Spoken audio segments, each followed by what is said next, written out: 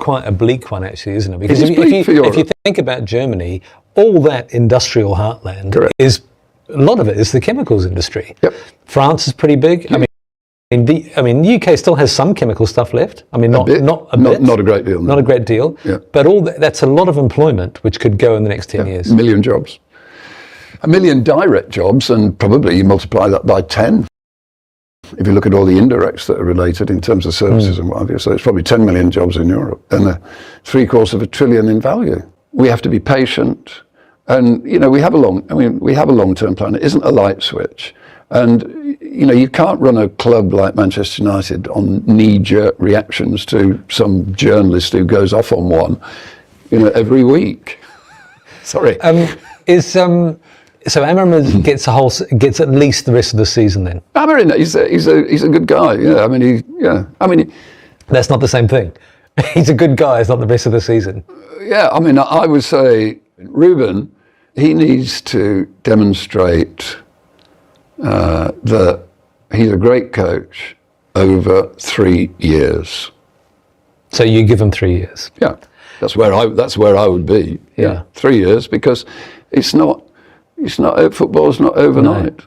No, and as you say, the Alex Ferguson example is exactly that, isn't it? And you look at Arteta at Arsenal. He had a miserable time for the first couple of years. Yeah. Have Reform or the Conservatives asked you about energy policy at all? I'm meeting with Nigel Farage before Christmas. He's asked for a meeting, and I've met with Kemi Badenoch. She's talked about it. So, do you think we have had a hearing? Yeah. Do you think your chat led to her saying, "I'm going to open up the North Sea"? I don't know who she's spoken to. I mean, well, she's spoken to you.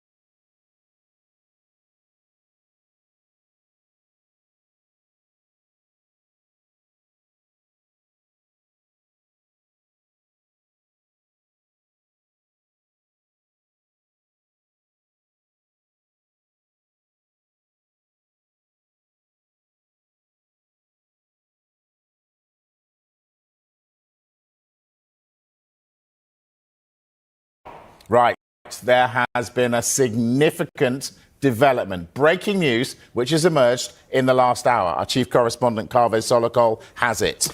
Well, Jim Ratcliffe, who is in control of the sporting side of Manchester United at the moment, he's given an interview to the Times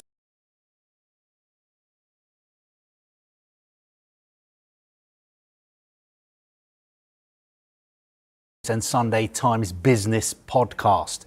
And the quotes regarding Manchester United have just been released.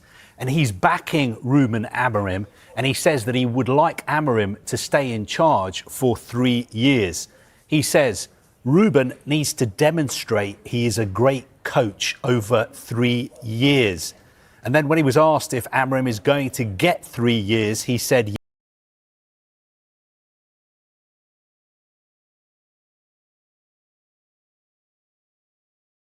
yes, that is where I would be, 3 years.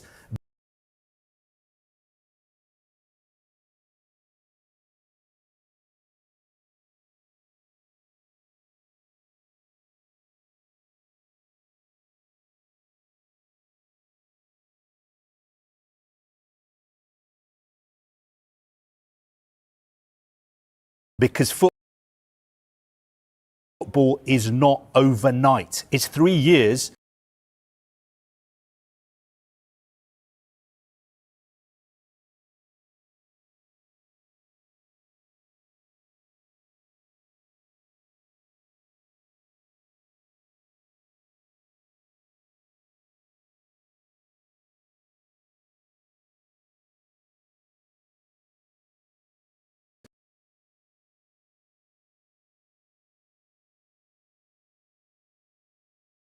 You also look at Arteta at Arsenal. He had a miserable time over the last couple of years. I think there he's talking about the fact that in Arteta's first season, they did win the FA Cup, but Arsenal finished 8th. In his second season, they finished 8th as well. Ratcliffe goes on to say we have to be patient. We have a long-term plan. It isn't just flicking a light switch. You can't run a club like Manchester United on knee-jerk reactions to some journalist who goes off on one every week. And then he was asked what would happen if the Glazers, who are the majority owners of Manchester United, said to him, you need to sack Ruben Amorim. Jim Ratcliffe said that is not going to happen. He also says that he believes that Manchester United, under his control, are going to become the most profitable club in the world. He defended the fact that he has made so many cuts at the club. We've seen around 400 people lose their jobs. There was the whole controversy about cancelling free lunches. He said costs were too high. There's some fantastic people at Manchester United, but also a level of mediocrity. It had become bloated. I got a lot of flack for the free lunches, but no one's ever given me a free lunch. He also talked about some of the reactions from United fans and also the media who cover the club. He said the press sometimes, I don't understand. They want overnight success. They think it's a light switch. You can't run a club like Manchester United based on the knee-jerk reactions of some journalist who goes off on one every week. And he defended the Glazers. He said they get a bad reputation, but they're really nice people and they're really passionate. And on Ruben Amorim, he also said, Ruben is a good guy. He's not had the best of seasons. He needs to demonstrate he's a great coach over 3 years. And he was asked, is he going to get 3 years? And he said, yes, that is where I would be. Right, I want to bring Mike Phelan in right there. Is he going to get 3 years? Yes, he is. What do you make of that? Well, it's an interesting comment to make in the general course of football now. You know, to get 3 years, you're talking really winning things. You've got to win things to get the 3 years. We don't know behind the scenes what the conversations were when he came into the club, because he came in with this idea of a different way of playing. They've obviously gone with that, and they want to give him the opportunity to show that that works. Right now, there's been a lot of games gone by with not really any consistency in not just selection but results. So I think it's an open-ended thing. In football, 3 years is a long time. 1 year is a long time in football. You know, and right now, he's not sitting in the best seat right now, but it is the best seat to be in because you're Manchester United manager and things can change.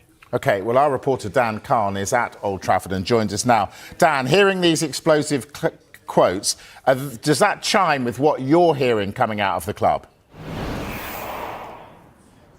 Yeah, good evening, Mike. I mean, it's very similar, actually, to what I understand is really what's happening inside and outside those walls at Carrington. I mean, I've been speaking to people all around the club. I mean, one source has told me that, you know, United, everyone at the club has never been so united behind a manager in recent years going through such a tough time. But the support for him is uniform around the club. Another source told me that in recent days, the likes of Jason Wilcox, the director of football, has canvassed opinion of the players as he normally would around the training ground, just having normal conversations, asking them what they think of the likes of Ruben Amorim. And again, the support has always been there for the manager. From the player side of things as well, I've spoke to a few people close to the squad, and although understandably there's probably a few frustrations from a few, the likes of Kobbie Mainoo, Joshua Zirkzee, who aren't playing and would be slightly disappointed from their lack of game time so far this season, the feeling I'm getting from the players' side is generally there is a really positive atmosphere at the training ground and also support for their manager and his philosophy going forward. Dan, we watch Amorim from afar and his news conferences. You're in the room. What do you make of the way that he deals with the media? I mean, the word that comes to mind is honest, Mike, and I'll let others decide whether that's a good or bad thing, but we always appreciate it in the media, don't we? I mean, I look at some of the quotes he's had in the last 12 months. Carvey talked about it there. You know, the quotes after the Grimsby defeat, you know, sometimes I want to quit managing Manchester United, but what he is so good at is articulating his points. Just a few days later, his news conference, just ahead of the next Premier League game, he was so effective in communicating his points. I think one thing about Ruben Amorim, Mike, I would say is he clearly understands the pressure that comes with managing Manchester United, but also playing for the club. He knows it's an incredibly tough and heavy jersey to wear at this present time, but he's also talked about how he and his family are extremely happy in Manchester and he really wants to make this work. The question will be long term, can he make this team perform on a more consistent basis going forward? Well, Sir Jim Ratcliffe seems to say that he will give him those 3 years, but for Ruben Amorim, he needs to get this going right away here at Old Trafford.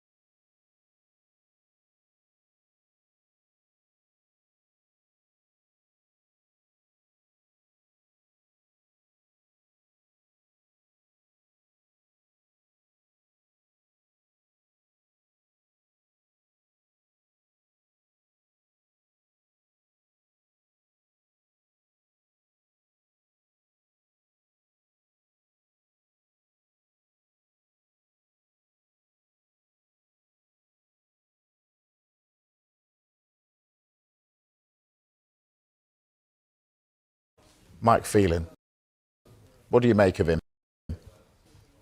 Well, I think with this talk there about honesty and I think that's true and it's quite refreshing, honesty.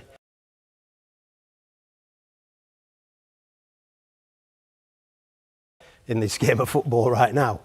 But I always remember, and I don't want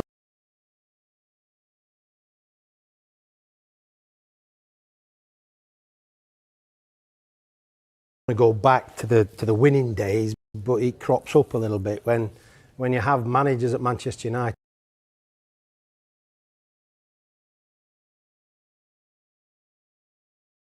to do control the press. The press conference is, and this is definitely a Sir Alex one, you control the press room. It's not the other way around. It's not the press control the press room. So you get the message out that you need to get out. And I think his honesty is there. That's definite. And he has got this effervescence about him. He does want to succeed, and that's great. That's really good because managers personality and manager's body language has got to come across as bigger than everything that goes on at Manchester United, particularly at that football club. So they've had some top managers, and some have succumbed to probably the honesty of it sometimes. So I think he's learning. I think he's definitely learning along the way what to say, what not to say. He's pretty open, great. But ultimately, you're the manager of Man United and you have to start to show not just results, but consistency of performance. I think that's really important. How you want to do it, whether that's in his formation that he fancies or whether he's going to be flexible further down the line, those are the things that always crop up. How are you consistently performing to win football matches? And you're allowed to lose at Manchester United. The fans accept that, not too often, but they want consistency of performance so that they can really feel this is moving in the direction they want it to be in. I want to bring in a wizened old journo now, Carve. Is he too honest? Is it damaging the brand? Look, my personal opinion is that I do think he's far too honest. I think you can't be that honest when you are the manager of Manchester United. Manchester United are one of the biggest football clubs in the world. I would compare them to Barcelona or Real Madrid. How many times do you get Carlo Ancelotti sitting in a news conference and wearing his heart on his sleeve? How many times did Sir Alex Ferguson do that? You don't do that because everything you say is going to be headline news. Now, Ruben Amorim himself has made it clear that that's just the way he is, and he is not going to change for anybody. Looking at some of Jim Ratcliffe's quotes today, where he's having a little pop at the media, he's saying, I don't understand the press. They want overnight success. They think it's a light switch. You can't run a club like Man United based on the knee-jerk reactions of some journalist. I've got to defend journalists. What are journalists doing wrong? I think the difference now is that we've got different mediums now for information. Social media. To move around. So, whereas a press conference was a press conference, that was it. Before the game, maybe after the game, that's where it laid. Now, there's just so much going on, and like you say, social media, it creates this atmosphere of there's got to be a story, there's got to be more, there's got to be this. And ultimately, I'm sure the manager of Manchester United is now sitting in a press conference with different mediums around him. But as soon as he said something, it's out there. It's out there at different. But don't you think instead of having a go at the media, Jim Ratcliffe should be speaking to his head coach and saying, when you are speaking, don't give so much away. Well, there'll be people. It's not the journalist's fault. No. I'm not suggesting it is. There's always a story at Man United, always. But I think the people in and around the manager should definitely be not influencing him, but certainly just having that. I agree. That little quiet word of, "Don't go there today," or "This is what's going to come out. Just be careful." When you used to do the media, when you were standing in for Sir Alex, what would he say to you? Nothing. He actually said nothing. He allowed me to go and take the media. And again, he just said, sit there, control the room. Make sure the message you want to put out is the message you want to put out. Don't go looking for anything else. Don't feed, Don't feed the beast. The beast, because everything can explode from there. And I think honesty is one thing, and I really do like honesty in people. But we live in a world now where honesty is not probably the first thing you need to be giving. You need to give enough, but not too much. But Mike, wasn't it easier for Sir Alex because he won all the time? We can look at Amorim's record. We did lose. Which is, well, yeah, but you won everything. Amorim isn't winning anything. Look at that. That stat, after 34 games, his points compared to everybody else who all got the sack, and look at him right at the bottom of that. It's much harder to control a press room when you lose week in, week out, again, surely. Stats are stats, and we can look at the stats from every angle. We've took it from the angle of how many games Ruben's had compared to the others at that stage. It's a good stat. It's quite a debatable stat, but certainly Ruben will look at that himself if he hasn't already. But he will know that what he's doing is not good enough right now for Manchester. And for him as a manager, he will want better than that. So he needs to think about that. But again, the quotes from Sir Jim and what have you, there's a bit of defence in there. Look at that. He's 15th of 17 teams since he joined Manchester United. Yeah, I mean, doesn't that look good is reading. not good enough for Manchester United, is it? No, the position of 15th is not good enough, but you look at where they are as far as points go to where they've got to get to at the top. That's more than, well, that's double, near enough. Now, So has they a are lot of long this way got to behind. do with his refusal to change or to tweak his system? 3-4-3. Well, I would go on the side of flexibility. You know, we all have an idea of how we want to play, and we hear this.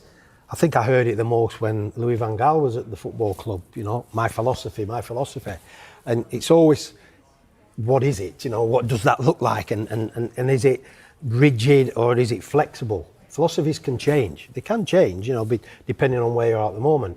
I think some of the statements and the honesty of the manager has put him into this position now where 3-4-3 is what he wants to do. But in the game of football, it's not always the case. Even now when you watch Man United, is it always 3-4-3? Yeah, we've got 3 strikers, but it may be 5 at the back, the way they've been conceding at times and what have you. So 3-4-3 is an idea, and it's a thing that he wants to get in place. But 3-4-3, you've got to dominate the game of football. You've got to dominate the match. And at the moment, Manchester United probably haven't got to that point where they are clear favourites. They are clear in dominance on the football field in that system. So, you know, there's a lot of work to be done with that system.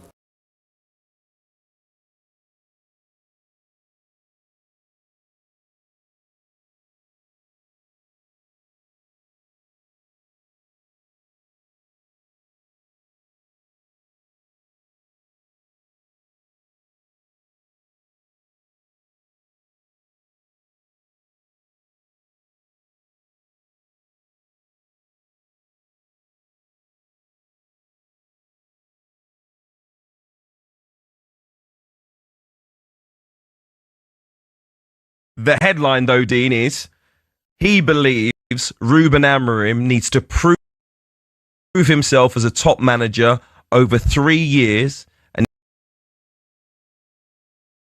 he's tired of people believing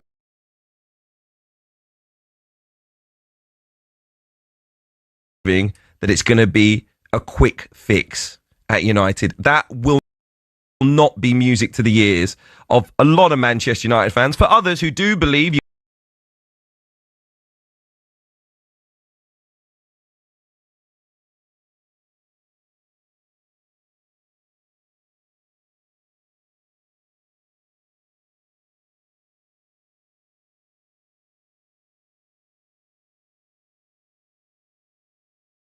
can't keep chopping and changing, it will be music to their ears. What's the reaction from you? Well, what happens when he tends to speak is he drops something that's quite controversial, and this is no different, because so many will have watched and felt that Ruben Amorim was under massive pressure. I know that they've won their last 3 home games, but it's not been convincing. It's not as if we're seeing the real fruits of Amorim's coaching and his style. Do I believe in just firing? No, I don't. And there is part of me that admires how stubborn he's been, how much he believes in that system and it working for Manchester United. So for him, what a boost of confidence that is to hear that from Sir Jim Ratcliffe. As a Manchester United fan, there are so many alarm bells going off when I hear this. Firstly, it's not the first time that Sir Jim Ratcliffe has come out publicly doing interviews talking about the club that are going to cause huge headlines for absolutely no reason. Man United, we got to the international break. Yeah. Ruben Amorim was out of the headlines for the moment. He's going to be plastered all over back pages tomorrow now. Yeah. 3 more years is a long, long time. It's a long time in football at any football club. Does the song come out already? 3 more years? No? All right. Maybe it does. I don't know. But the fact of the matter is, we are not talking about Manchester United getting back to being a Champions League winning, Premier League winning team when we talk about Ruben Amorim's time in charge. We're talking about essentially a point per game ratio, relegation form Ruben Amorim. That's currently who he is, and that currently is the manager that he has at the club. The question is, what are the standards at Manchester United, and is Ruben Amorim actually hitting those standards? standards. Clearly, in Sir Jim Ratcliffe's eyes, he is. We can bring you that audio now. Here he is talking to the Times Business Podcast.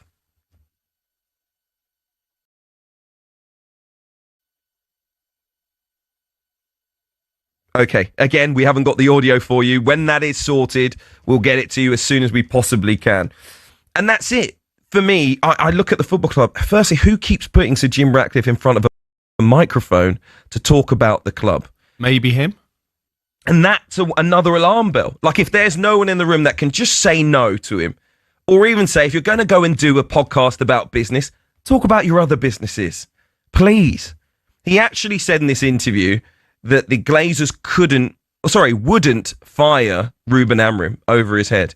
He actually said they can't really run a club that's as complex as Manchester United from over the pond. Well, they seemed to do it before you got there. They weren't great, so I'm not saying that he's wrong on that, but my point is, if they wanted to fire Ruben Amorim, they would. If all the fans at Manchester United decide to boycott and not go to games and stop spending money, Ruben Amorim will get dropped immediately. There is no point making a promise that the Glazers won't sack him. Is this not a bit of a power play? Is this not how it seems to you in terms of him coming out and saying, you know, I am here and I am making the big decisions and we have a vision, no matter what we say in the press about his team and about his manager, this is how we see it. We know how to run huge businesses and almost let us do that. Is it a power play? He's in charge. It's undeniable when it comes to the football at the moment. That's why it hasn't improved. So is it a power play? For Manchester United fans, I'm sure the only thing they want to see is success on the pitch. They don't want to see Sir Jim Ratcliffe coming out and saying, I'll support Ruben Amorim no matter what. They expect the players to deliver. They expect the coach to deliver. I don't think people are talking about them delivering titles or even Champions League football this year. Maybe some fans feel they should be in the conversation for getting into Europe once again. That might be a realistic conversation for us to have. We can have a debate on that. But ultimately, him coming out and saying people expect success overnight, they don't. They expect Manchester United, one of the biggest football clubs in the world, to have some standards. And currently they don't. He came in wielding the axe, talking about standards, talking about the club not being successful. How can we have this many staff, laying off people that had been there for decades, killing the club on the inside when it comes to morale and identity and tradition? He did all of those things. And now, at the end of it, fans are saying, if you're going to do that, please produce a football team that we can be proud of. And as yet, they haven't. So for him to come out and not give this period time, by the way, he's coming out in the middle of a very difficult period for Manchester United. They're going to run into, before the next international break, some difficult fixtures. And the next 4 games, I think they're absolutely massive for Ruben Amorim. So ahead of that, he's decided to come out and say he's going to support the manager. And in a month's time, he could easily have egg on his face. If Man United's next 4 games, they lose them all, for example, what are we going to be saying? He'll probably be saying it's time for Ruben Amorim to go, or certainly his advisors will be at the football club. So what is the point in coming out and making statements like, not even just he needs more time, or he needs until the end of the season? 3 years. I know, by the way, that everyone at home that listens to the kickoff regularly is now screaming at the radio. You said you would give him 3 summers, because that's what I said. When I came in, when he came in, I said to overhaul that squad, Manchester United will need 3 summers, and you can't really judge Ruben Amorim until those 3 summer transfer windows had been had finished. But ultimately, I do believe that there is a minimum standard for the coach at Manchester United and for the team at Manchester United. And currently, I feel like they fall below the minimum standard. I'd give him 3 years if he finishes in the top half.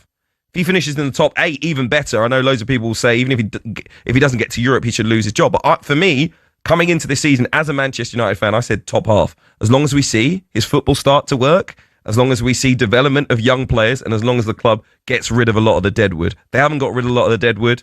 They're not developing young players, and the tactics don't look like they're going to be successful. So at least give me results. Even if they're ugly 1-0, they're not really giving us that either. So that's why I say that the 3-year plan has to be over and done with. But he's far too intelligent not to know what these comments are going to do and where they're going to travel so quickly. He is, isn't he? So he must want to say them for a reason and say them now for a reason. He can't just have been goaded into it I'm sure he's too intelligent for that. So he must want this out there that he is fully supporting the manager. He won't pander to the media or even maybe to supporters. It's their vision. They understand it. They know what they're doing. Let us get on with it.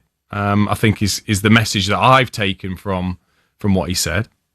If you're just joining us on TalkSport this evening, the big news: Sir Jim Ratcliffe, Manchester United co-owner, says he wants to give Ruben Amorim 3 years to prove himself a great coach, saying success in football doesn't come overnight. He's done an interview with The Business, the Times new podcast, and he said that Amorim should be given the full length of his contract. He's launched a scathing attack on the club's academy, defended the Glazers, and stated that United will become the most profitable club in the world. If you've got a view on it, give us a call. 03717 223344. Manchester United.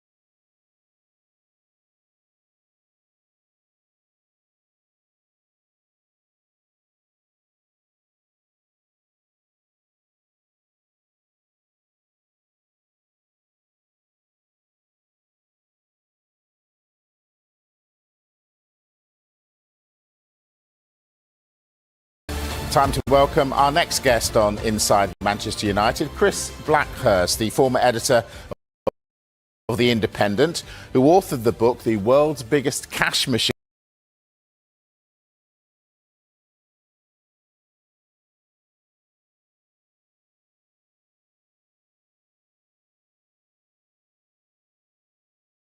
An in-depth look at Manchester United's financial clout. Nice to see you, Chris. Right. The breaking news this evening: Sir Jim Ratcliffe has said Amorim gets 3 more years. Do we believe him? Look, I don't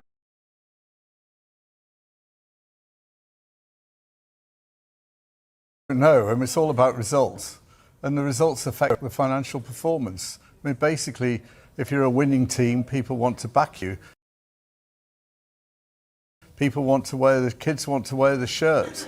Sponsors want to come. If they carry on losing, carry on being mid-table, not being in the Champions League, they're not getting as many matches. The broadcast revenues are down. The latest figures show that. But we're hearing all these record revenues. What's that then? On the commercial side, they're long-term deals that were already signed. But if they carry on in this pattern where they are now, it doesn't get any better, then look, very simply, they're not on TV as much. And therefore, do you really want to sponsor them? Have things got better or worse under Sir Jim Ratcliffe and Ineos? That's a good question. I mean, Jim Ratcliffe has put them on a much better financial footing. He's taken out costs, some of the costs, but the costs, some of those costs are really quite minor in the context of things. Arguably, they've got worse because that broadcasting revenue is a key figure. They're not in the Champions League. They have to. Manchester United have to be in the Champions League. That's where they belong. And if they're not there, it's worse. So therefore, it's worse. Carve, we were told they were going to go bust just before Christmas if they weren't careful. Then they splashed £200 million on players. What are we supposed to believe? Well, I mean, look, if you look at Manchester United's latest accounts, their revenue was a record £667 million. That means they have the 4th highest revenue in world football. The only clubs who bring in more money than them are Real Madrid, Manchester City and PSG. And when it comes to transfers, you mentioned the figure £200 million. That is not £200 million that Manchester United put down on the table. Those transfer fees are paid in instalments. And also, Manchester United, like nearly every single club have a transfer debt. And according to their accounts, their transfer debt is £447 million. Will the Glazers look at what's going on at Manchester United and go, do you know what? We need to take control of football again? I'm not sure if they want control of the football, because the Glazers are back in, they're away from all this now. I mean, actually, they're almost forgotten. It's all about Jim Ratcliffe, and that's quite clever by them. He's taking all the PR flack, all the hassle, everything. It's all Jim Ratcliffe. But on the other hand, if they think their investment is falling in value and the shares haven't been great, they're going to say, look, we need to knock this on the head, and we need to knock it now. And actually, you know, regardless of what Jim Ratcliffe says, the Glazers control the club, not Jim Ratcliffe. Interestingly, what Jim Ratcliffe said in the interview with the Times podcast, he was asked about his relationship with the Glazers, and he said, look, I know they get a bad reputation, but I think they're very nice people, they're very passionate about Manchester United. And he said the way their relationship works is that Jim Ratcliffe and Ineos are on the ground. They are local in Manchester. They are hands-on the way they run the club. And the Glazers simply are not able to do that because they're based in the United States. Yeah. But the other reason the Glazers always gave towards the end for not going to Old Trafford, not going to games, and that really upset the fans more than anything, actually. I mean, you want your owner to be there. You want to see them. You want to share their beliefs. You want to see them sharing in your passion. And the Glazers never did that. And of course, one of the reasons they gave was they were worried about their safety. Well, I don't think that's changed. Chris, is there any way you could see Ratcliffe walking away from Manchester United? Well, he's got problems. Look, Jim Ratcliffe's a very successful businessman, probably one of the most successful there's ever been in Britain, no question. But Ineos, his main chemicals business, that's not doing well. His investments in sport, none of his sports investments have worked. Cycling, the rugby, the America's Cup, Tottenham. I mean, none of these things have paid off. Formula One, none of it's worked. So yes, I can. I mean, if he gets a lot of personal abuse, and he has said, he gave that warning, and there was a warning not that long ago, saying, if I get much more personal abuse, I may walk away. He can walk away. Okay, so what would it look like if the Qataris had been in charge? I think the debt would have gone. They would have had money. I think it would look more like a club that's structured a bit like PSG or City. Their money would have come in. I've no doubt as well that they would have got a superstar manager. I mean, look, we can speculate, but somebody like Zidane or that sort of name who is electric around the world. I mean, Ruben Amorim, great guy, nice guy, all that stuff, but he's not Zidane. He's not this stellar name. I think they'd have put the money in and got the stellar names.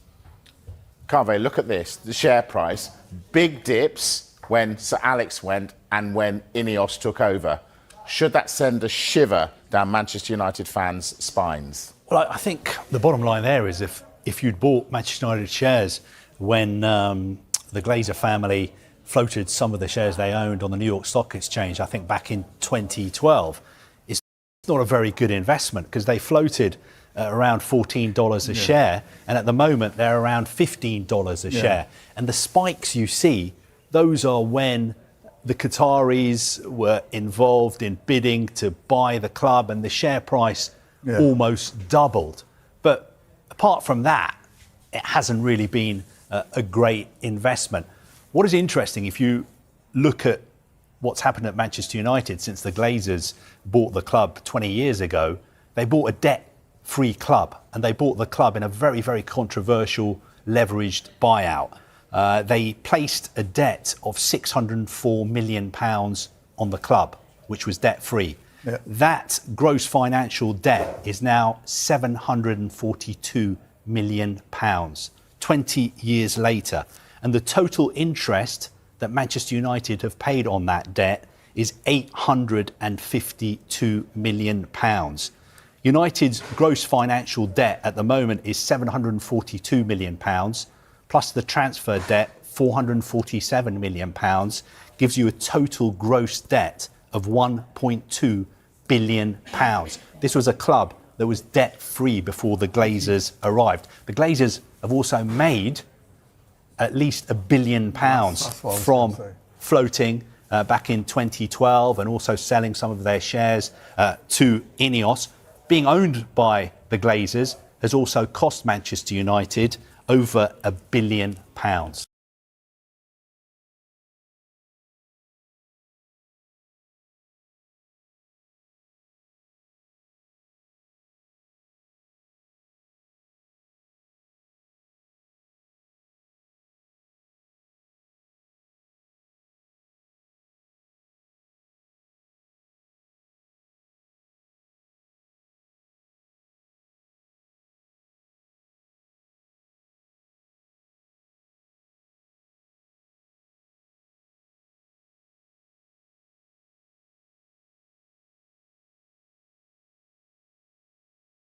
We was going to do, something a bit fun, but we've got Sir Jim. Yeah, he's gone at it again. He spoke about United gaffer Ruben Amorim and how much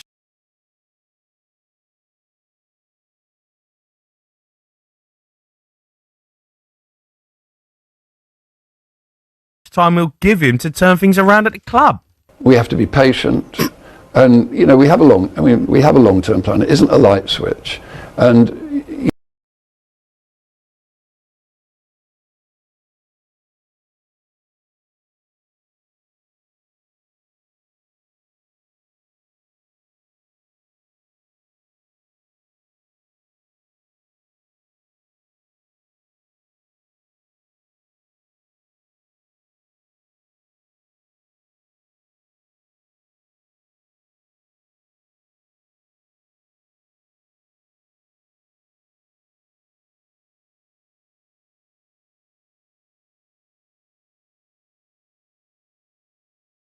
you can't run a club like Manchester United on knee-jerk reactions to some journalist who goes off on one, every week.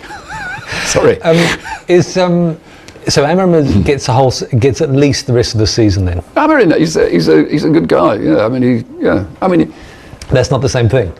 He's a good guy. It's not the rest of the season. I would say Ruben, he needs to demonstrate that he's a great coach over 3 years. So you give him 3 years? Yeah, that's where I would be. Yeah, 3 years, because football's not overnight. No, and as you say, the Alex Ferguson example is exactly that, isn't it? And you look at Arteta at Arsenal. He had a miserable time for the first couple of years. You're looking at Arteta. They've won nothing. No, point is made, but I don't think it was as miserable as what they had last season. And it started iffy, had a couple of decent results. I saw the highlights. Apparently, they weren't particularly great second half against Sunderland at the weekend. I don't know why. Why is he doing that? I mean, why is he coming out with all that guff? Isn't the public declaration of how far we're going to spend a relationship together in a manager and a football club a contract?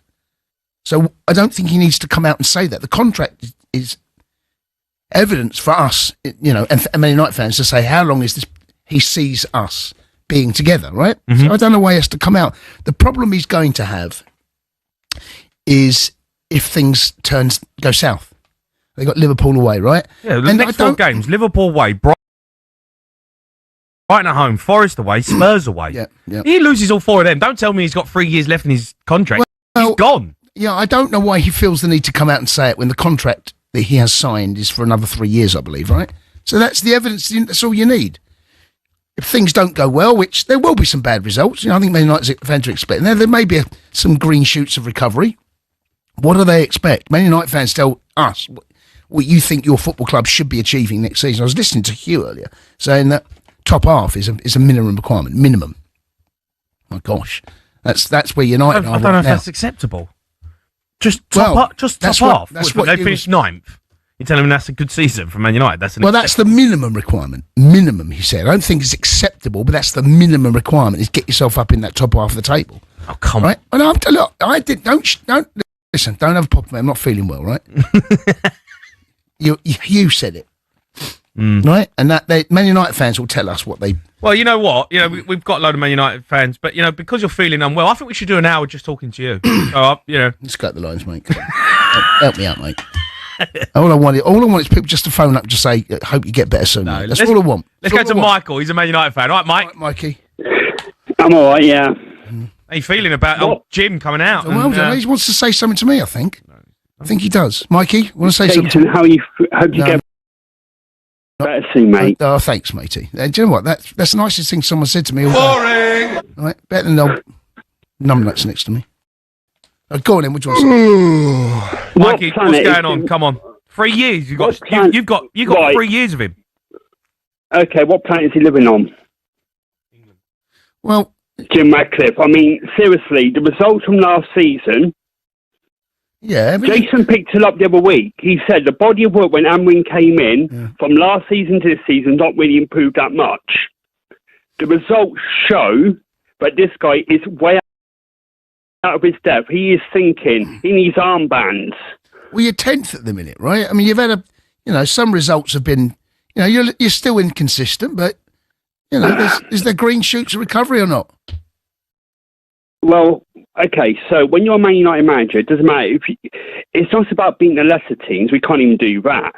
It's what you do against the big team. He hasn't beaten enough big teams. We beat Chelsea the other week, but, world champions. I don't think we did. Yes, the results show we did. Big teams. But there was circumstance why we beat them. Yeah, okay, Liverpool away, that is a game because you do not want to be going there and getting turned over convincingly. Well, we could. It's happened before, sounds like you want him out. I feel like, right, and I was listening to Hugh earlier. And Me?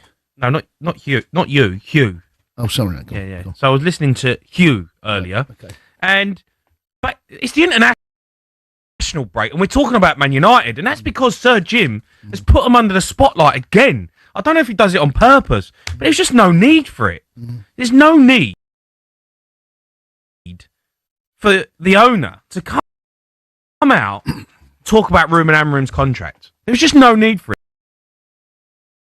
it. He's got 2 weeks off. Scrutiny. He's got 2 weeks off. He could have disappeared, right? Concentrated, get himself away, regroup. You've had a result, come back, and you've got a massive game, build up to it. He's got to talk about his contract and 3 years and, all this nonsense. There's just no need for it, Mike. Mikey?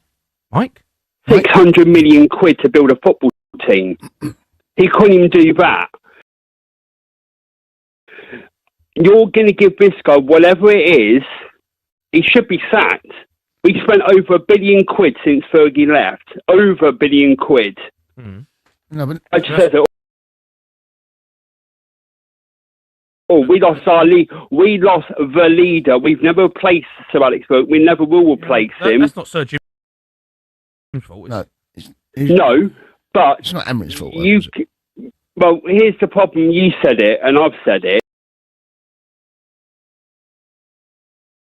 He shoehorned him in. His body of work shows he's not adaptable. He doesn't change. The results will still be the same.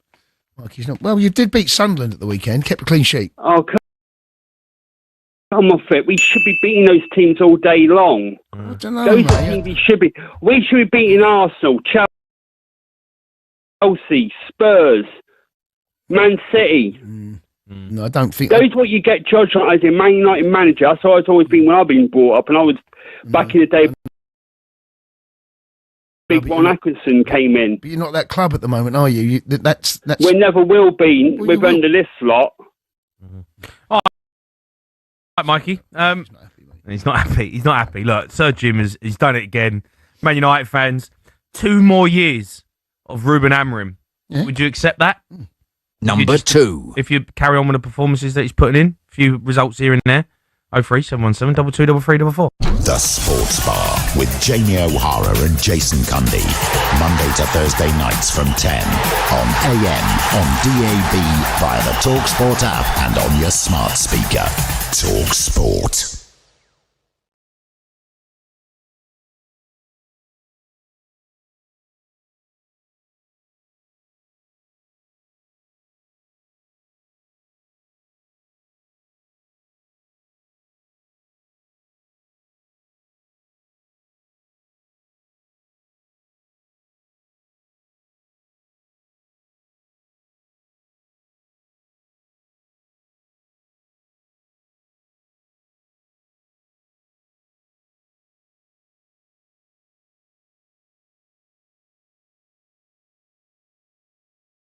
Look, I've got to talk to you about. Look, let's start with Man United because I know you're a big Man United fan. You said you've been up there a little bit. Yeah. What have you made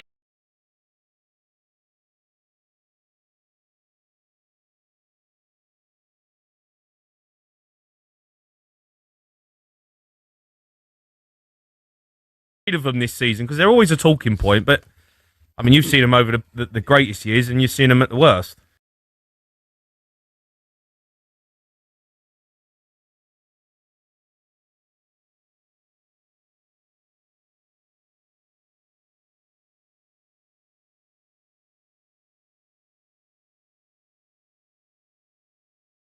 It's a struggle, isn't it, mate? I was listening to your callers there, and there's some people that want Amorim to say, but majority, it sounds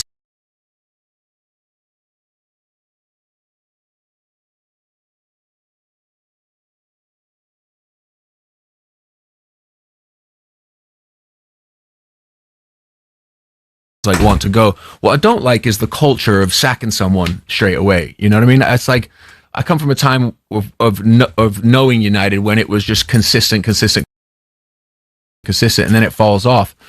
You know, it's a tough time, and I'll tell you what, the culture is well. When I went up there for the Chelsea game, you know, you're in Old Trafford, you're in the Theatre of Dreams, and you're going, the heritage that comes, and I'm looking at my old man on the wall, and then everyone's just worried that we're going to lose. It's just a constant fear from everyone that, are we going to win this? When you used to walk in there and be like, yeah, let's do this. You know what I mean? So it is tough times, mate. And also, Amorim, like, you know, if I'm not mistaken, his past, what he did at his old club, he went in there the first year and they didn't do well. He changed it all around, changed the system to his system, and then the next season they got promoted or they won the league. So I'm thinking, you know, same thing's going to happen here, and it hasn't happened yet. And you're going, oh, and now it's gotten worse and worse and worse.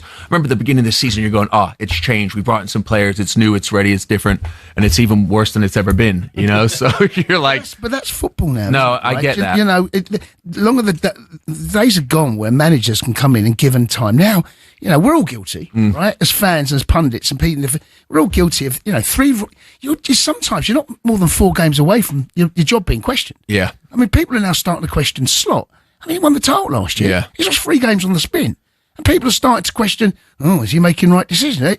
That's the world we live in. Yeah. I guess what it is that I just don't like that we're in that world. You know, I like that it could be, you know, I think it's a bit harsh that people are sacked that quick and that turnaround's that quick. You almost want to give somebody, you almost want to go, let's settle here and see how it goes. But when you ain't seeing the results, you're like, I don't have a choice here. You know, if things get worse, and I think you guys have been talking for the past however long about these next few games, like, you know, are fans going to be happy saying, let's put the faith in him when you lose the next 4? Knock on wood, you don't, but yeah, if it gets worse and worse and worse, you're like, well, we got to make changes. Yeah. Also, it's the Champions League football. Yeah. You know, Man United have got no European football. When's the last time? I can't remember. It might be more recent than I remember. But you can't keep going, a club the size of United, you can't go 2, 3, 4, 5 seasons without being down at the top table. That's where things will have to make a change, right? But United, financially as well. I know that they're a powerhouse and, you know, an absolute monster when it comes to creating money. Yeah. But you still need that Champions League football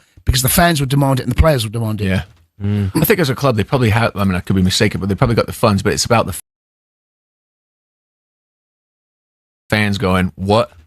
How can we not be in here? What is the atmosphere like up there, Bestie, when you go up there? I mean, it's nice. I mean, I'm very blessed. I'm super grateful to United. There's a real legacy that I'm really proud of that comes with it, as you know. You know, when I go there, I feel nothing but pride. Even if we lose, I'm like, damn, but this is an incredible thing that I get to live. Yeah. You know what I mean? So you go there, and from a personal, it's great, but right now you can feel, and there's little things, and I probably shouldn't say, but there's little things like, you know,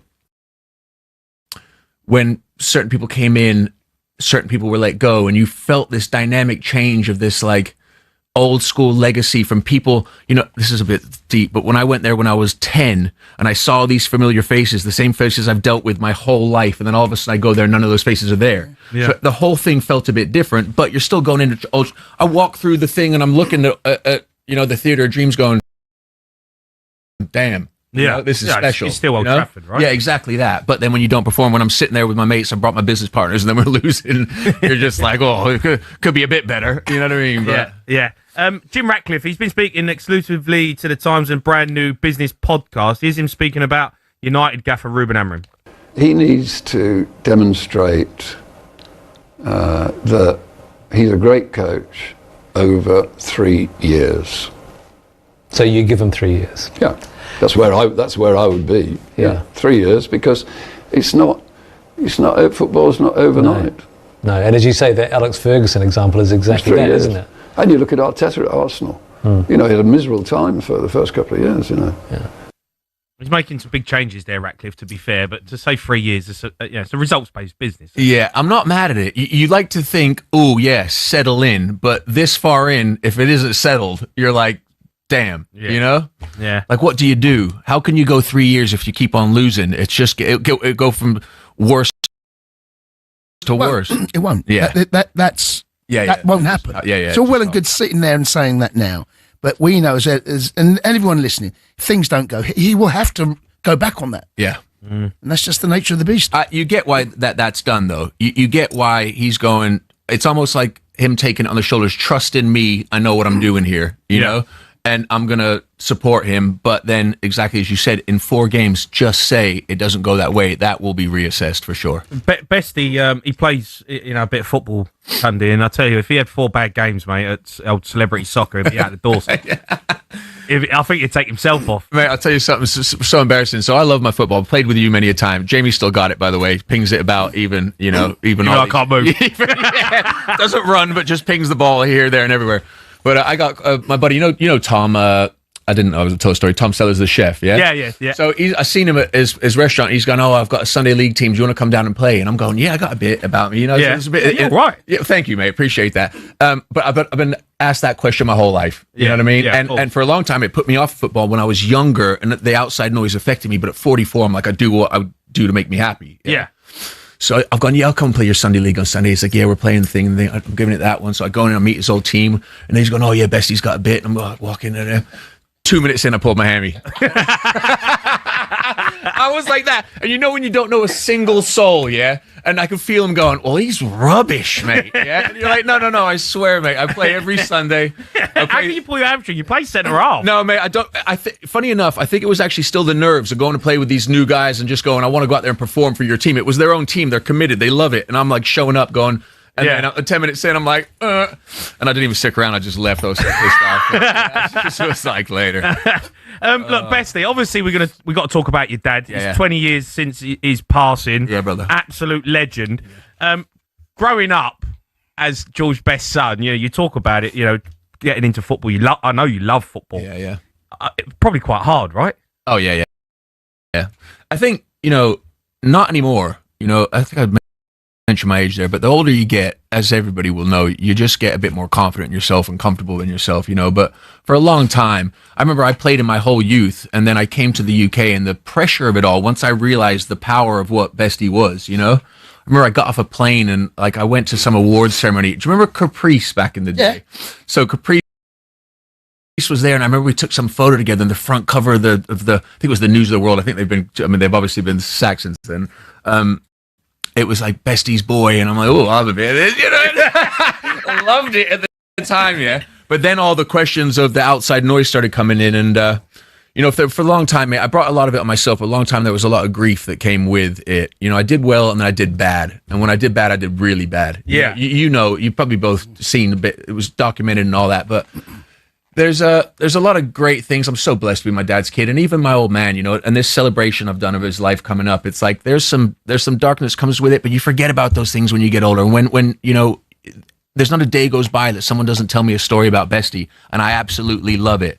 And I use my social media as a tool, like Twitter. There's 300-something thousand people on there, and they're all United fans, they're all Bestie fans, and they all love it. You know what I mean? Yeah. So I'm real proud of it, mate, and I try to represent it now. The older I've gotten, the best I can. Bit younger, didn't quite know how, fought against it. I was like, well, if I don't play football, I'll just get on the sesh. You know what I mean? Yeah. So it is. Now you've calmed down. And Now I've grown up a bit. Now you've grown up, and you're like, my dad's George Best. Yeah. I'm proud, but good luck saying to me, look at him using his dad's name. I'm like, it's my dad, mate. You know what I mean? Yeah, it's George Best. He's a legend. Thank you, brother. The Sports Bar with Jamie O'Hara and Jason Cundy. Monday to Thursday nights from 10 on AM on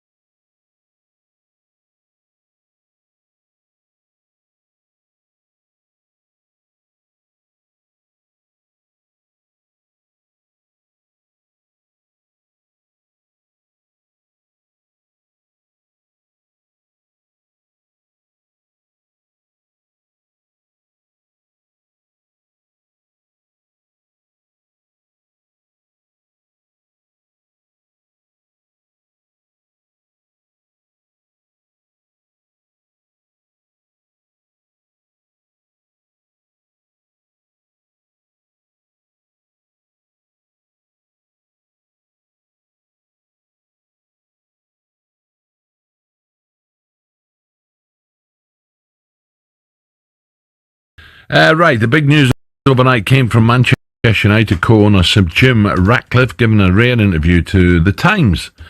And for those fans thinking that Ruben Amorim could soon be out the door, apparently that won't be happening. And I did say it yesterday, give him more time, anytime soon. We have to be patient. And, we have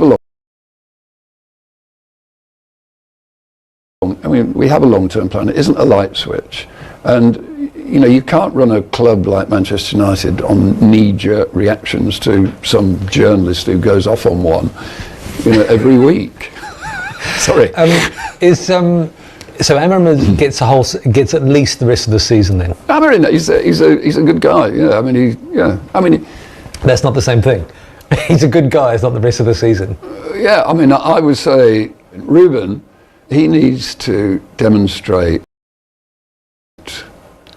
that he's a great coach over 3 years. So you give him 3 years? Yeah, that's where I would be. Yeah, 3 years, because football's not overnight. No, and as you say, the Alex Ferguson example is exactly that, isn't it? And you look at Arteta at Arsenal. He had a miserable time for the first couple of years. Yeah.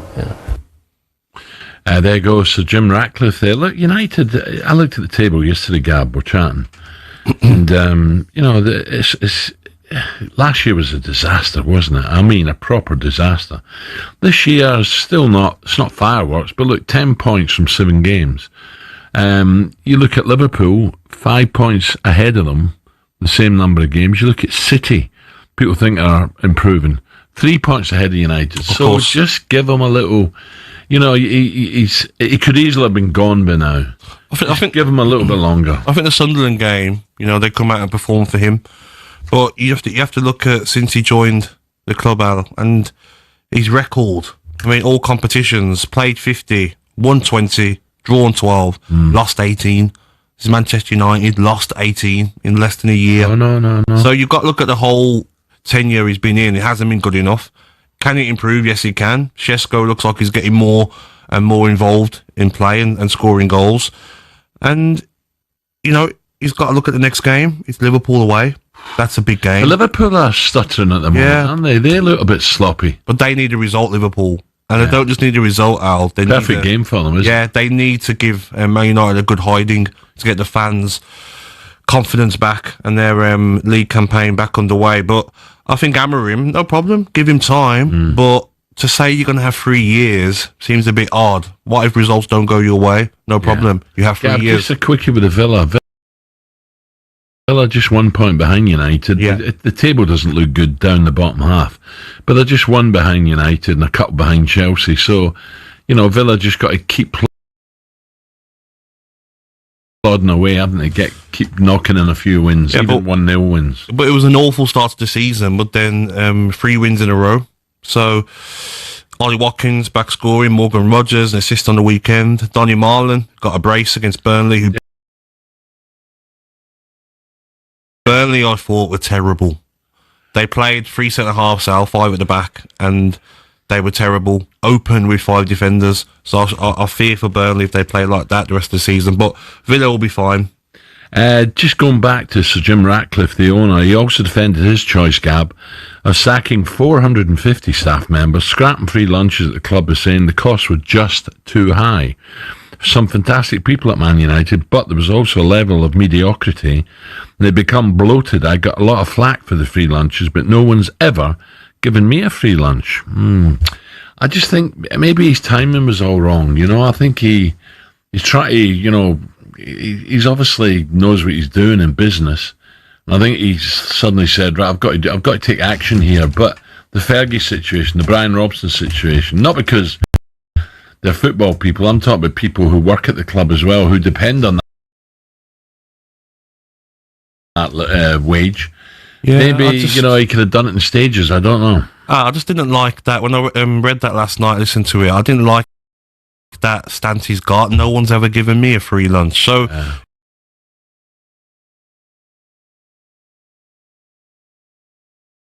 in this world then, let's all live by Sir Jim Ratcliffe and say, no one's giving me anything, I'm not going to be nice to anybody. Most of them people that work at Manchester United are earning an average wage, probably can't heat their houses, cost of living crisis, and you're taking a free lunch away from them. We're not all billionaires, Jim. Have some empathy for people that aren't earning great money. They've been used to having a free lunch at Manchester United. And then you're sacking managers, paying out 10, 15, 20 million. You're paying players £300,000 a week. And you're getting rid of players and giving them a bump. Yeah, exactly. Yeah. And then you're working at this club all your life, Al, and you're like, what's a bit of lasagna and a bit of bloody potato wedges gonna hurt Manchester United? No, it's not. So he's out of touch with reality for me with that comment. United fans, let's hear from you this morning. Apparently Amorim is only 1 year into a 3-year project. Does he really deserve another 2 years? Can you see a glimmer of light? Can you see a glint? Can you? Is it getting better? Will it get better? Liverpool up next. Would you make a Sir Jim speaking out refreshing after never hearing from the Glazers, or would you rather he kept quiet and got on with it? You know the number, 03717 223344. Talk Sport Breakfast with Alan Brazil. Thursday and Friday morning, 6 till 10. On AM, on DAB, via the Talk Sport app and on your smart speaker. Talk Sport.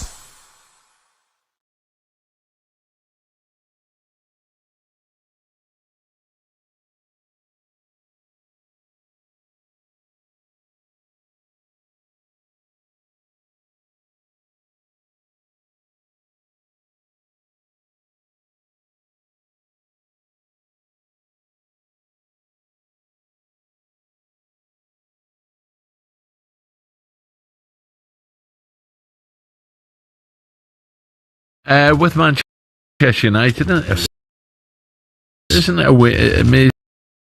We had a clip from the European final, which Spurs won. Both managers struggling. Ange up at Forest now, Amorim struggling at United. Although things are looking up a little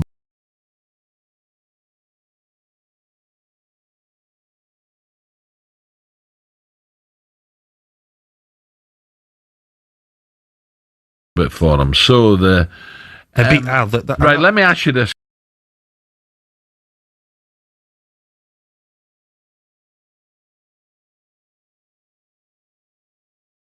Gab, I beat Sunderland. I know, but a lot of people thought Sunderland would beat them. The 12 million payoff, surely that can't be in Sir Jim's mind. Well, Al, here's one for you. He's going to give him another 2 years, surely. You never know, but I'll just look at Manchester United's wins in the last 8 months, Alan, in the Premier League. Sunderland 2-0, promoted team. Chelsea 2-1, who were down to 10 men after 5 minutes of the game. Burnley 3-2, promoted team, a 97th minute penalty.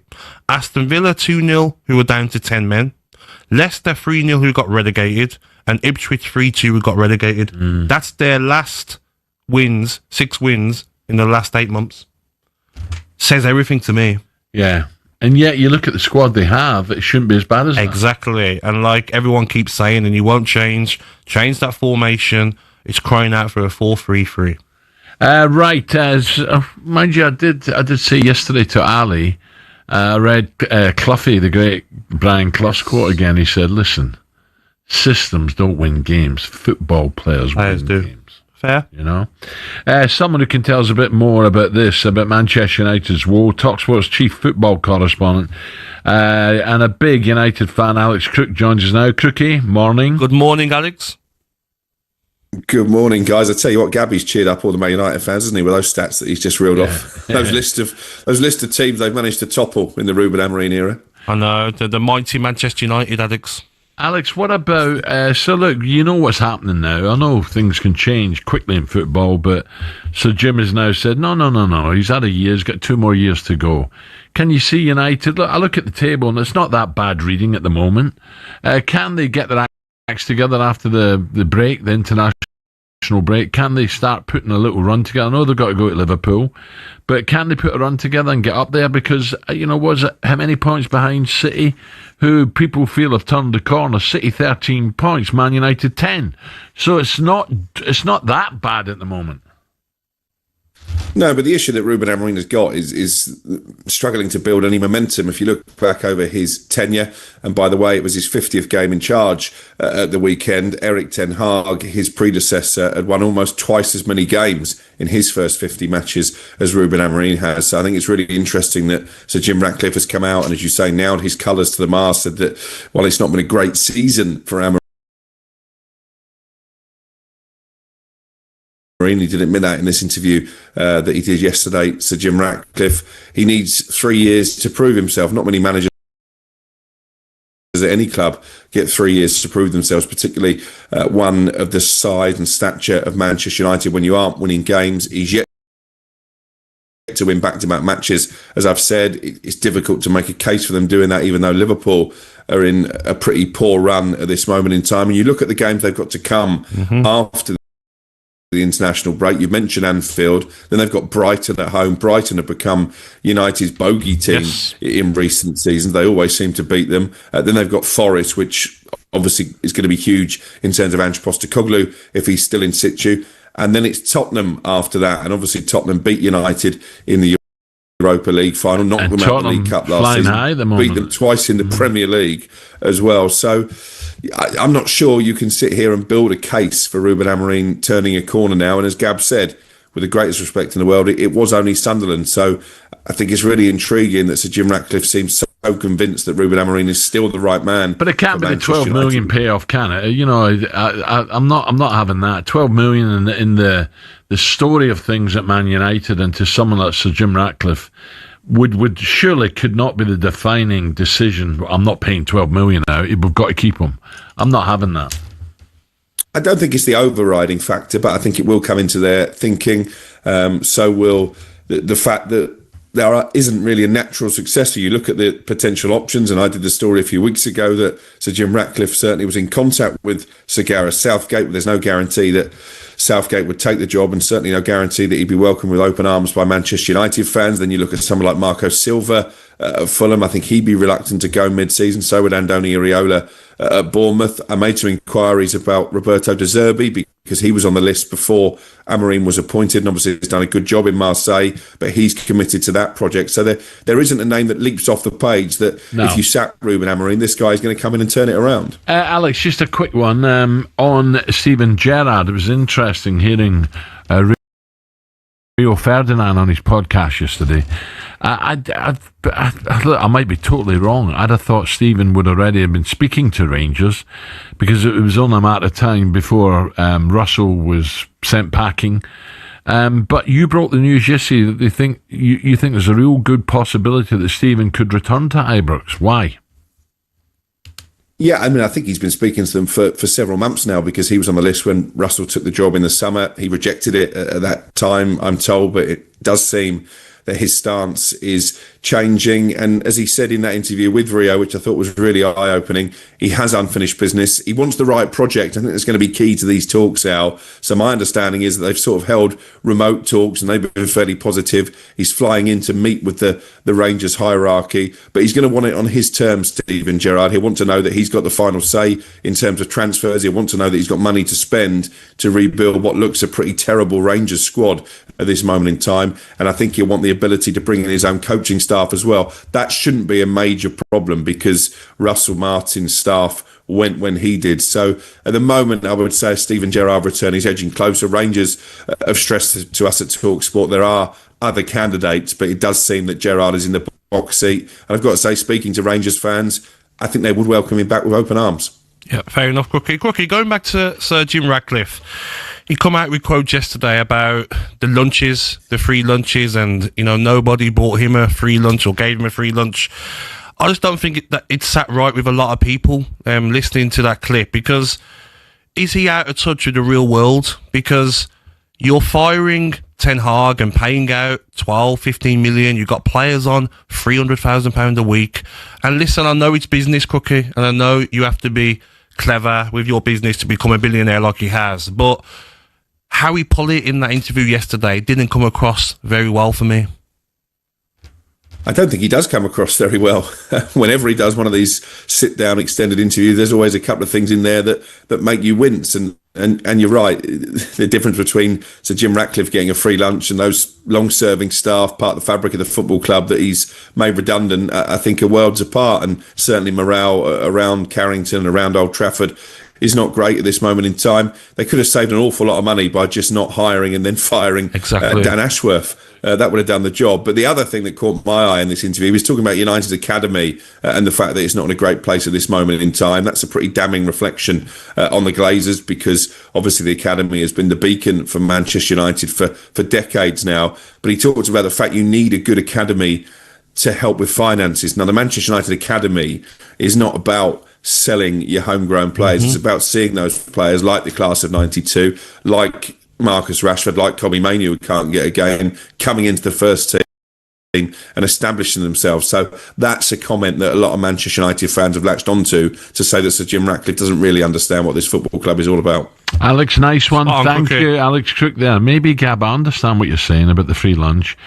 I think what he really meant there was pull your weight. You're getting paid. You're not giving me the effort. You're not value for money. I think the wording, what he said about free lunch, is wrong. That's why you've got the hump, and I agree, and a lot of people will have. But at the same time, I think he's saying, you're not value. I'm paying, the money's down, I'm putting my money in, and you're not giving me value back. I think that's what he means. But I just think when he comes out with that line of, no one gave me a free lunch. It's like, sorry, Mr. Billionaire, we haven't got your money. We're coming to work. The cost of living crisis for everyone else. He's made his money, hasn't he? They're not someone told me he's got very, very clever guys around him. I know, Al, but I'm saying for the staff at Manchester United that are probably earning an average wage and haven't got any spare money monthly, and they've been their free lunch been taken away from them. It's like, come on. I was talking about players. Yeah. I'm talking about the staff that work there, Alan. No, I'm not talking about that. I'm talking about players who are not doing 100%. But you're right, the washer-up women, the kit men, staff, the been there for years. Yeah, exactly. It's an institution there, and people are... The money Manchester United have got. People are proud to work for Manchester United. And you're going in there and you're like, all right, okay, no, out the canteen. Talk Sport Breakfast with Alan Brazil. Thursday and Friday morning, 6 till 10 on AM, on DAB, via the Talk Sport app and on your smart speaker. Talk Sport.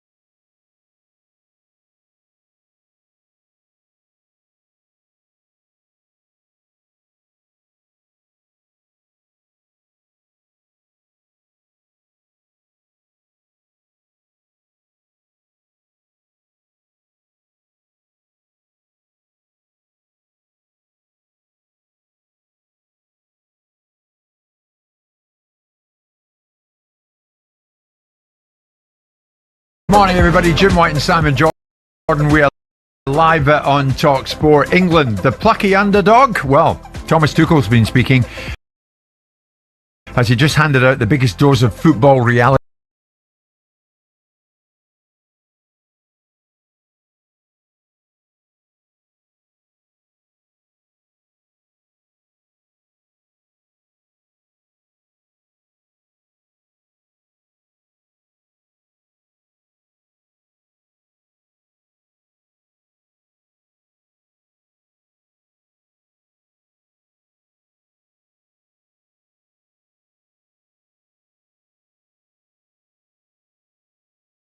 yet. We're not going to this World Cup next summer in the United States in any kind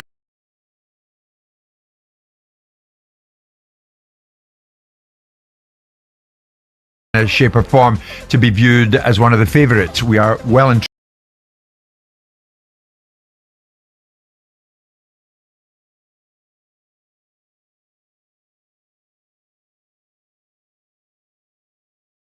truly an underdog, says Thomas Tuchel. Some interesting stuff from Tuchel, Simon, on the eve of this international tonight against the Welsh. He's been saying a lot of things that I think a lot of people will concur with. Well, I don't know what he's responding to, but he is right. We're not the favourites. No, we are a favourite. We're one of the teams that is expected to do well. But to suggest that we're a favourite going into a tournament, primarily because we've been in recent finals, it takes out of consideration that other sides are very good and have won these tournaments, and B, that we're playing in North America in significant heat that may well affect the European sides. So he's got to get those out there. I don't think he's building a brick shed to be able to suggest that he could give himself an opportunity not to be held accountable if they don't do very well. I don't think that's his game. No, I don't think he's managing expectations. I agree. I don't think you're helped by the constant playing of "It's Coming Home." That's a problem for you. Are we still playing it? And that will get built and built and built more and more and more, getting towards the finals. Now I remember doing a conversation, having one of those upfront ones with Ruben Amorim, and he said, one thing about you English, never, ever play "It's Coming Home." There you go. And I had to say, I do agree with him to some extent. Sir Jim Ratcliffe has been speaking to Dominic O'Connell on the Times and Sunday Times new podcast, The Business, and amongst other things, he's been saying Amorim needs 3 years to do what he's going to try to achieve at the football club. 3 years of Ruben Amorim. Are United fans buying into that this morning? Is Sir Jim right? 03717 223344. Dave is first up, big United fan. Dave, what do you think of Sir Jim's comments? Good morning. Good morning, Jim. Good morning, Simon. Good morning. Right, straight away, I just want to get into let's just get it straight. I think we've certainly had a terrible 18 months with Amorim. There's no questions about that. But I genuinely believe that you can see. I know the results have been a bit all over the show again this season, but I genuinely believe, watching every match of United have played so far this season, that you can see some improvements, as is suggested by having more shots on target than any other team so far this season. I mean, they were miles off last season, as was proven with how few goals they scored. I genuinely believe he's going to need at least 3 or 4 years to get this job right. I mean, he's slowly but surely weeding out all the bad eggs, whether that be on loan or whether that be a sale. He is slowly weeding out all the bad eggs, I think, and as I say, you can see some improvements this season, especially over last. I think the system that he plays is always going to be flawed until he gets a couple of midfielders with some real energy and legs, like, you know, a Kante style, Baleba, Wharton, those kind of players. I mean, the central midfield having no legs at all is a real problem in that style of play, because to have two midfielders up against 3 or 4, you need to have extreme mobility, and we just don't have that with Casemiro. So Dave, it sounds to me like you're begrudgingly going with what Sir Jim is saying. Yeah. I mean, I've supported United for 30 plus years now, and I've lived through the good times. I've lived through the past 10 years of, things going downhill, and I'm a firm believer that keep sacking managers just solves nothing, because all managers managers have a different style of play, so you get a team together that suits Amorim's style of play. They sack him, they get somebody else in who then plays 4 at the back. You need a half a new team again, don't you? So if they're 15th again this season, what you're saying, Dave, is well, so be it. He's got another season after that. It'd be hard to accept. I genuinely don't think that. I can see us finishing around mid-table. Round about where we are now, around 10th. And I think if we can get 10th, and maybe just nip into the top half, I think, and possibly an FA Cup or something like that, I think that's got to be viewed as progression, because it was never going to turn itself around in two or three transfer windows. Okay, Dave, listen, thank you for the call. So you heard it from Dave there. 10th would be acceptable. Aaron, big United fan. What's your take on what Sir Jim is saying about Amorim in 3 years? Well, I don't really quite believe Ratcliffe on what he says for getting behind Amorim, because he's already shown before that he's quite ruthless by giving Ten Hag a new contract and then a few months later pays him off to get him out the door. He's obviously shown his ruthlessness with the staff cutting, so if things don't improve, to give it a few more months, and if it's as bad as what it's been, he'll get rid of Amorim as well. So right, you think, right, Aaron, you think even if it continues to go not in the direction United fans hope it will, then there might be a change of course. There might be a change of mind by Sir Jim. The bigger question for me is, when you've got Man United fans coming on, or when Jim Ratcliffe is being interviewed, is what is it that he sees in Amorim that gives him the confidence to make the observation that in 3 years he believes that the manager will be successful? Because you can only base it upon what you see. Well, he says he's a good guy. Well, that's fantastic. The world's full of good guys. What you need is winners here. And so the big question for me is to Man United fans, when they come on and say, yeah, we're prepared to do that, what is it about what you're seeing from Jim Ratcliffe and also from Ruben Amorim that gives you the belief that actually they're going to get it right? Because Jim, by his own admission, has made mistakes, and we all do. I've seen the interviews, and as much as I'm impressed by him as a commercial man, I'm not impressed with him in terms of the way he speaks about football. And I'm also... in no way am I impressed with Amorim. So I'd like to know why Man United fans are saying, yes, in him we trust. So in him we trust. So David, we're about to hit the half-10 bulletin, but I'll squeeze you in. Do you trust in Amorim? Hi there, gentlemen. Good morning. Good morning. What's your take on it? 3 years? Yes. So basically, I do agree with a lot of what Simon said and a couple of the previous callers. I'm going to make a quick analogy, which is what I tried to do yesterday on the Hugh Woolscroft show last night on their show. All right. So basically, this is my theory. What Amorim and Jim Ratcliffe are doing at the moment, and more so Amorim and his idea. So imagine having a house that's really run down with rotten foundations. You then decide to just give the whole house a lick of paint and plaster the whole wall, all of the walls, and then to the eye, that house looks very, very appealing on the outside. You then go and move into that house after you've bought it and realise a couple of years in that the foundations are rotten and the whole house starts falling apart.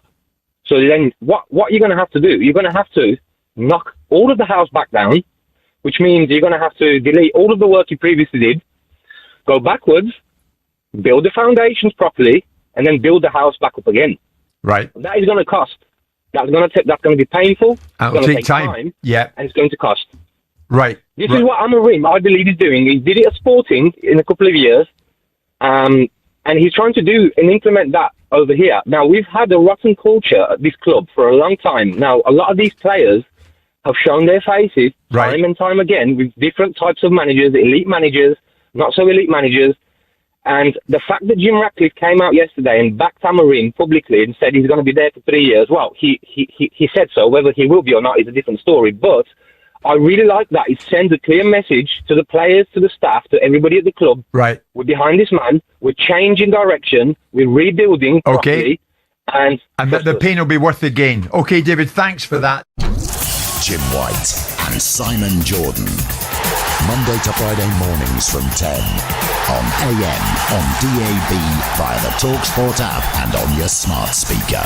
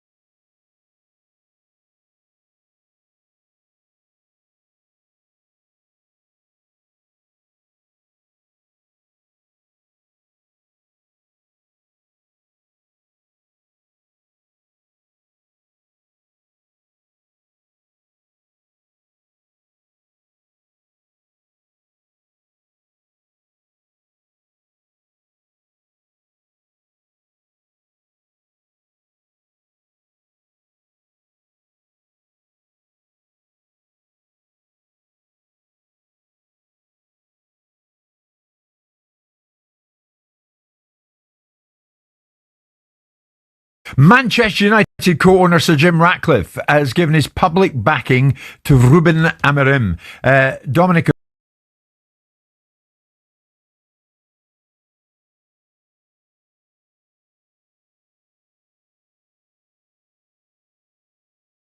O'Connell on the Times and Sunday Times new podcast, The Business, was talking to Sir Jim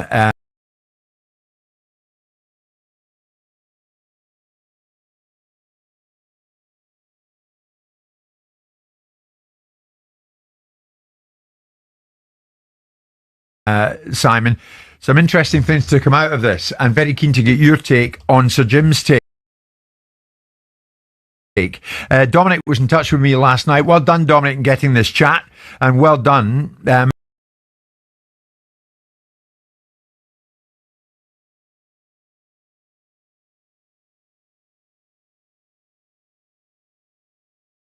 With some of the lines that have come out in it. Now, on there, Sir Jim was asked about the future of Ruben Amorim.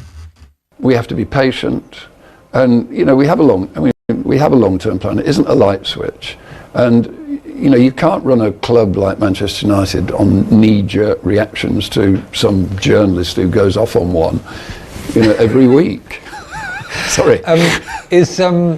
So Amorim gets at least the rest of the season then? Amorim, he's a good guy. That's not the same thing. He's a good guy. It's not the rest of the season. I would say Ruben, he needs to demonstrate that he's a great coach over 3 years. So you give him 3 years? Yeah, that's where I would be. Yeah, 3 years, because it's not football's not overnight. No, and as you say, the Alex Ferguson example is exactly that, isn't it?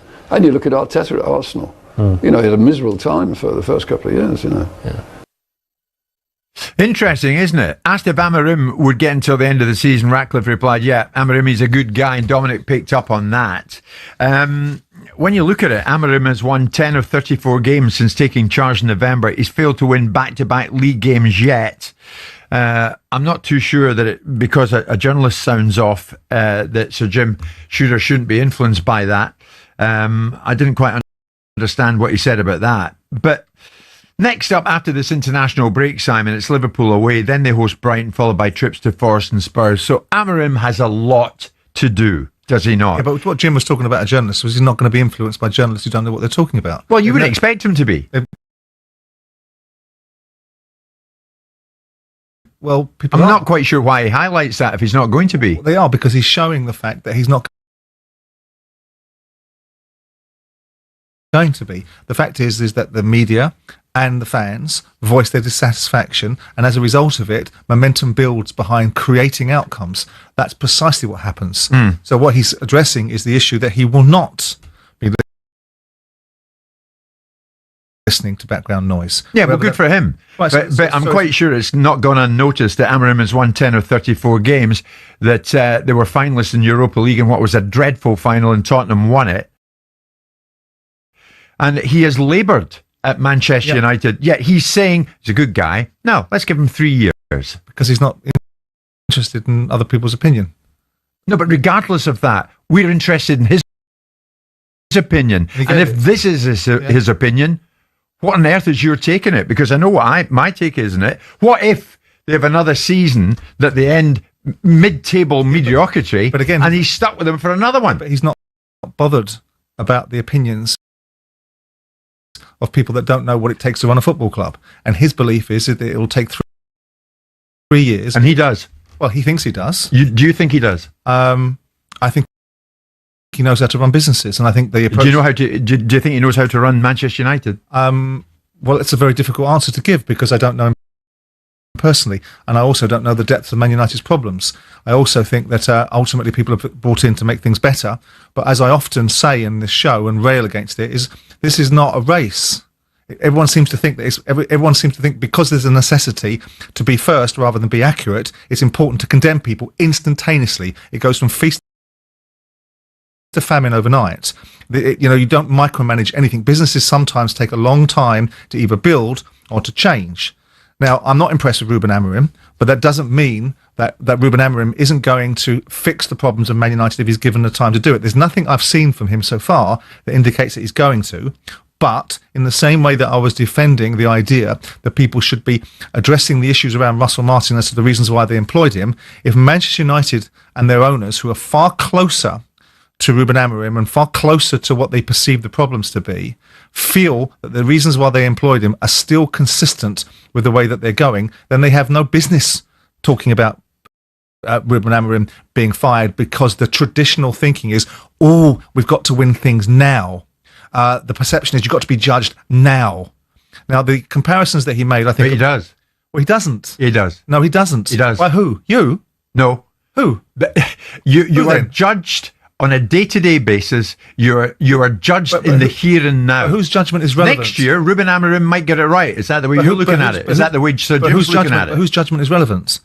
Who makes us the arbiter of what is success and what's relevant? Listen, they won't listen to a word I say, and they're quite right not to. But that's his point. But surely, it's the here and now. By whose standards? Well, what is the here and now?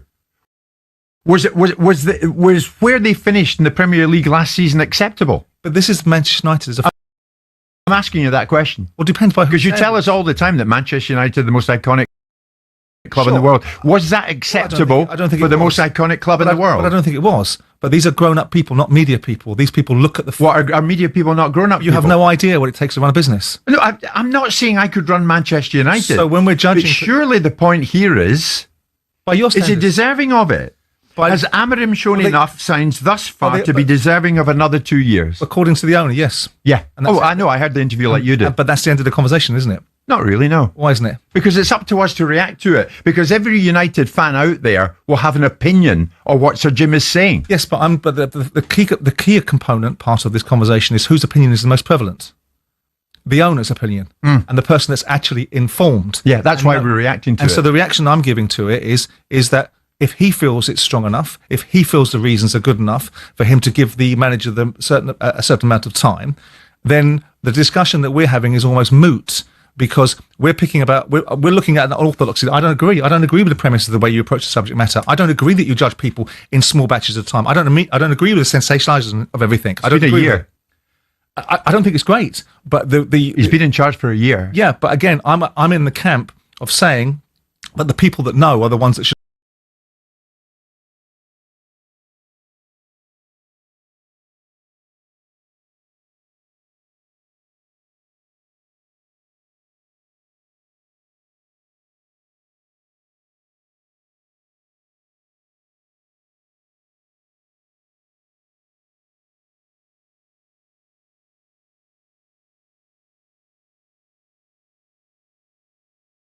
Make the right decisions. I agree, they're closest to it. And so I'm looking at it going, do I think that Ruben Amorim has given me personally any confidence that he's going to fix the problems that seem to many be beset by? But the owners of the football club seem to be quite relaxed about it. Mm-hmm. So as disappointing as that might be, given the orthodoxy of how football is run is now. I have to have it now. Yeah. Or if you don't get it now, you're going to be judged now. And there's a part of that which is reality. And I accept that. And I'm in that camp to say you have to be given some indications that things are going to get better. And there's nothing that I've seen from Ruben Amorim, from the way that he conducts himself in the media to the way that his team sets up, makes me feel from the outside looking in that he's going to get it right. And that's exactly the point I'm putting to you. But Jim Ratcliffe does. And so he must be seeing something, or he's completely clueless himself. And there is an element of what Jim says, like the example that he just gave. Arteta had a difficult time.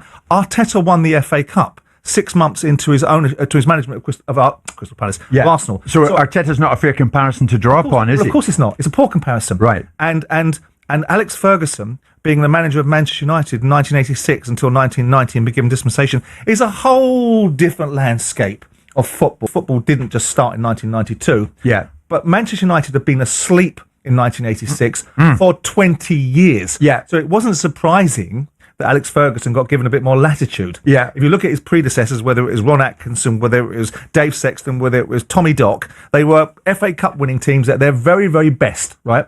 So it's not a fair comparison. So when I listen to Jim Ratcliffe, who you cannot not have immense respect for, and I make him right for the things that he says, I like to hear him say about this enormous media furore about the idea that he took away people's free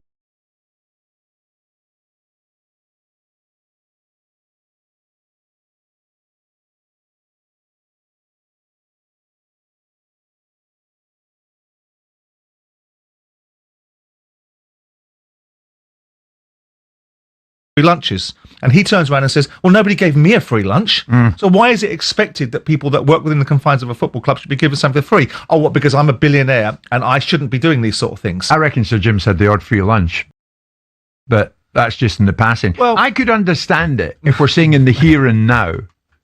If Amorim had just taken over in August, the here and now is a year on. That's the here and now. And that's why Manchester United fans will, I think, to a large number, to a large extent, will be surprised by what Sir Jim is saying. But they're not, are they? Because we are surprised. We'll put it out there. We're surprised in this studio that Ruben Amorim seems to be being applauded from the stands for the stance that he's taken. So we've sat in this studio amongst ourselves and other people and saying, can't quite work that out, because we are steeped in the orthodoxy of what we think is the right way to run a football club, which is instantaneous reactions. You made a fairly quick judgment on Solskjaer in this very studio. I did. And you stuck to it. I did, and I was right in the end. And you stuck to it. I did. Yeah. Yeah.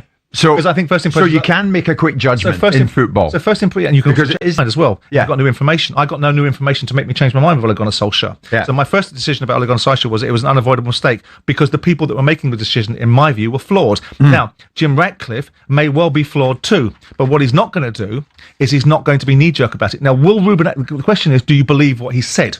Do you believe that if Ruben Amorim continues to stink the place out, that he's going to hold fast? Is that what he's been doing? Well, you can't not suggest that it's been good, can you? Yeah. I mean, ultimately, you said it yourself. 17th in the league is poor. The Europa League was appalling final in terms of quality, so there was no get out of the card there for that. No, you went stronger, stink the place out. Yeah, so I think it was. I think they are. Yeah. So on that basis, can he continue to tolerate that for 3 years? If I would argue, if in a year's time Manchester United are sitting 17th in the league, which they won't be, and haven't won anything or even got close to winning anything, there might be a sea change. And what Jim Ratcliffe will say is, I have new information.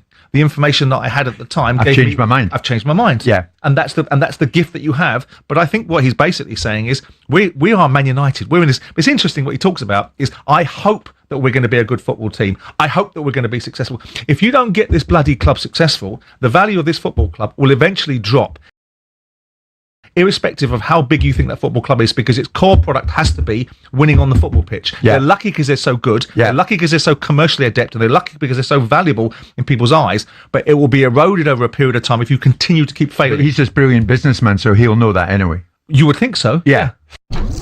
Jim White and Simon Jordan. Monday to Friday mornings from 10 on AM, on DAB, via the TalkSport app and on your smart speaker. TalkSport.